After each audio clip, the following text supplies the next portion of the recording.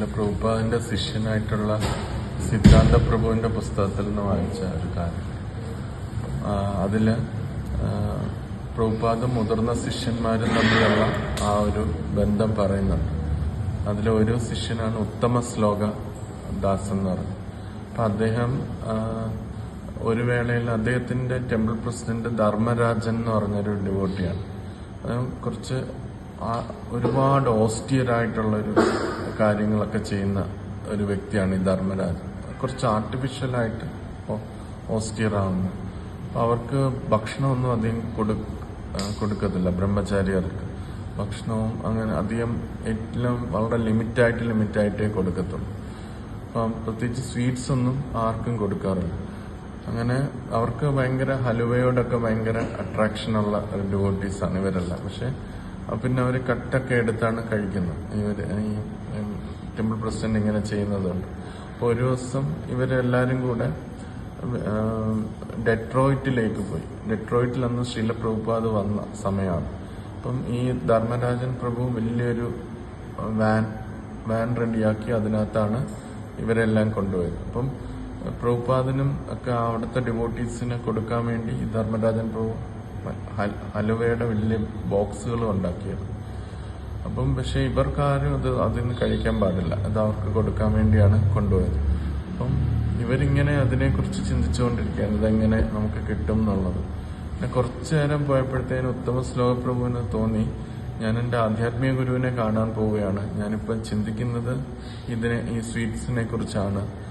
അപ്പൊ അദ്ദേഹത്തിന് എന്നൊരു ഇത് തോന്നി, വിഷമം തോന്നി. പിന്നെ അത് അദ്ദേഹം കളഞ്ഞു, അതിനെക്കുറിച്ചുള്ള ചിന്ത കളഞ്ഞു. പിന്നെ ശീല പ്രഭുപാദിന്റെ അടുത്തെത്തിയപ്പോഴത്തേന് പ്രഭുപാദ് അന്ന് സ്റ്റേ ചെയ്യുന്ന വരുന്നതേ ഉള്ളൂ. അപ്പൊ സ്റ്റേ ചെയ്യുന്ന റൂംസ് ഒക്കെ ക്ലീൻ ചെയ്യണം, റൂംസ് ക്ലീൻ ചെയ്യണം, ബാത്റൂം ക്ലീൻ ചെയ്യണം, ഇതെല്ലാം. അപ്പൊ ആരെങ്കിലും വോളണ്ടറി ചെയ്യുന്നോന്ന് ചോദിച്ചപ്പോഴത്തേന് ഈ ഉത്തമ ശ്ലോക പ്രഭു ഞാൻ വോളണ്ടറി ചെയ്യാമെന്ന് പറഞ്ഞു. അപ്പം അദ്ദേഹത്തിന്റെ പേരന്റ് ടെമ്പിളിലുള്ള സർവീസ് എന്ന് പറഞ്ഞാൽ ബാത്റൂം എല്ലാം ക്ലീൻ ചെയ്യാന്നാണ്. അപ്പൊ അദ്ദേഹത്തിന് ആ ബാത്റൂം ക്ലീനർ എന്നുള്ള ആ ഒരു പേരും അദ്ദേഹത്തിന് കിട്ടിയിട്ടുണ്ട്. പക്ഷെ അദ്ദേഹം ചെയ്യുന്ന എന്ത് കാര്യമായാലും ബാത്റൂം ആയാലും ക്ലീൻ ചെയ്യും വളരെ ക്ലീൻ ആയിട്ട്, മെറ്റിക്കുലസ് ആയിട്ട് ക്ലീൻ ആയിട്ട് അദ്ദേഹം ചെയ്യും. അദ്ദേഹം പറയുന്നത്, ഞാൻ അത് ഓരോ ബാത്റൂം ആയാലും എന്തായാലും ചെയ്യുമ്പോൾ ഞാൻ ഭഗവത്ഗീതയുടെ ശ്ലോകങ്ങൾ, അന്നത്തെ ക്ലാസ്സുകളിലൊക്കെ പറഞ്ഞ ശ്ലോകങ്ങൾ ഇങ്ങനെ മെമ്മറൈസ് ചെയ്തുകൊണ്ടാണ് അത് ചെയ്യുന്നത്. അപ്പം അങ്ങനെ എനിക്ക് ആ സേവനം ചെയ്യുമ്പോൾ ബാത്റൂമിനകത്തോട്ട് കയറുമ്പോഴത്തേന് എനിക്ക് ഒരുപാട് സമയം ഇതിങ്ങനെ മെമ്മറൈസ് ചെയ്യാനൊക്കെ എനിക്ക് കിട്ടും. അപ്പൊ എനിക്കത് സ്പിരിച്വൽ അഡ്വാൻസ്മെന്റ് കൂടുതൽ കിട്ടുന്നുണ്ട്. അതുകൊണ്ട് അദ്ദേഹം ആരെങ്കിലും ക്ലീൻ ചെയ്യുന്നുണ്ടോ, ബാത്റൂം ഇതെല്ലാം ക്ലീൻ ചെയ്യുന്നുണ്ടോ എന്ന് ചോദിച്ചപ്പോൾ ഞാൻ ചെയ്യാന്ന് പറഞ്ഞ് വോളണ്ടറി ചെയ്ത്. ഈ ഡിവോട്ടി പിൻകാലത്ത് ഫേമസ് ആയിട്ടുള്ള ഡിവോട്ടി ആവുകയും അഡ്വാൻസ്ഡ് ആയി മാറുകയും ചെയ്തു. അദ്ദേഹത്തിന്റെ തുടക്കകാലത്തുള്ള കാര്യമാണ്.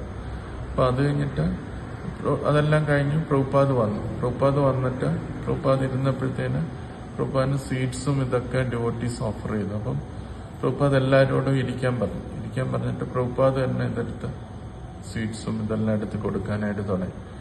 അങ്ങനെ കൊടുക്കാനായിട്ട് തുടങ്ങിയപ്പോഴത്തേന് ഇവരുടെ ട്രെയിനിങ് എങ്ങനെയാണ്, ഇതൊന്നും കഴിച്ചുകൂടാ, ഇതിൽ നിന്ന് മാറി നിൽക്കണം, ഇതൊക്കെ സ്വീറ്റ്സ് ഒക്കെ ഒരുപാട് കഴിച്ചു കഴിഞ്ഞാൽ നമ്മൾ ഫാൾ ഡൗൺ ആവും എന്നുള്ള ഒരു ട്രെയിനിങ് ആണ് ഇവർക്കെല്ലാം കിട്ടിയിട്ടുള്ളത്. അപ്പം പ്രഭുപാദ് ഇങ്ങനെ കൊടുത്തപ്പോൾ ഇവർ പ്രഭുപാദിന്റെ നിന്ന് മേടിക്കാൻ പോലും അവർക്ക് ആ ട്രെയിനിങ് അങ്ങനെ ആയതുകൊണ്ട് അവർക്കൊരു മടി തോന്നി, ഷൈ തോന്നി, ചെന്ന് വാങ്ങണോ എന്നുള്ള. പ്രഭുപാദ് അവരെ നോക്കിയിട്ട് പറഞ്ഞു, ഇങ്ങനൊരു വേർഡ് പറഞ്ഞു, don't be shy in accepting പ്രസാദം ആൻഡ് ബിസിനസ്. ബിസിനസിന്റെ കാര്യത്തിലും പ്രസാദം സ്വീകരിക്കുന്ന കാര്യത്തിലും ഒരിക്കലും ലജ്ജ തോന്നാൻ പാടില്ല എന്ന് പറഞ്ഞ് പ്രഭുപാദ് ഇങ്ങനെ പറഞ്ഞു. പിന്നെ അത് കേട്ടപ്പോഴത്തേന് അവർക്ക് ഒരു ഹാപ്പിയായി അവർ പോയി അക്സെപ്റ്റ് ചെയ്തു പ്രഭുപാദ്.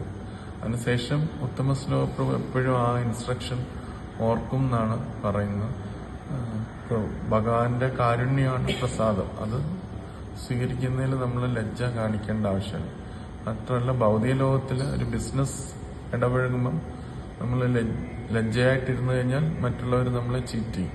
അപ്പോൾ അതിലും ലജ്ജ കാണിക്കാൻ പാടില്ല. അപ്പോൾ ഈ 2 ഇൻസ്ട്രക്ഷൻ പ്രഭുപാദ് അവിടെ വെച്ച് തനിക്ക് കിട്ടിയതായിട്ട് ഉത്തമ ശ്ലോക പ്രഭു പറയും.